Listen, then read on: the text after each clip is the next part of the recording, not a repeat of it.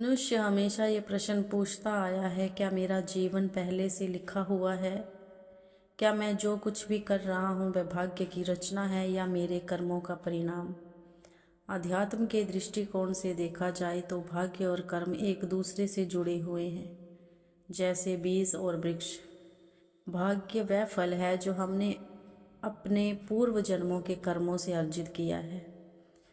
जो कुछ हमें आज प्राप्त है, परिवार, परिस्थिति, स्वास्थ्य, अवसर, वह हमारे पुराने कर्मों का परिणाम है। ये वह बीज है जो हमने पहले बोया था, परंतु इसका अर्थ ये नहीं कि हम अब कुछ नहीं बदल सकते। कर्म वर्तमान का बल है। हमारे विचार, हमारी वाणी, कार्य, यही नए बीज हैं जो भविष्य का भाग्य बनाते हैं। जो व्यक्ति अपने कर्मों को शुद्ध, निस्वार्थ और सजग बना लेता है, वह भाग्य को पुनः लिख लेता है। इसीलिए कहा गया है, कर्म ही पूजा है, कर्म ही भाग्य का निर्माता है। क्या ये सब कुछ पहले से तय है? नहीं।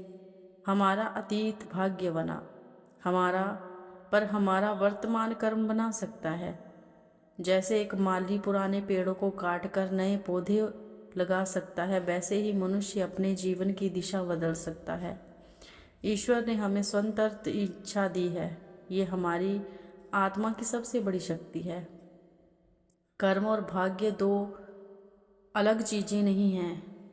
भाग्य पुराने कर्मों का परिणाम है और कर्म नए भाग्य की रचना। इसीलिए समझदार व्यक्ति भाग्य पर रोने की बजाय कर्म पर ध्यान देता है।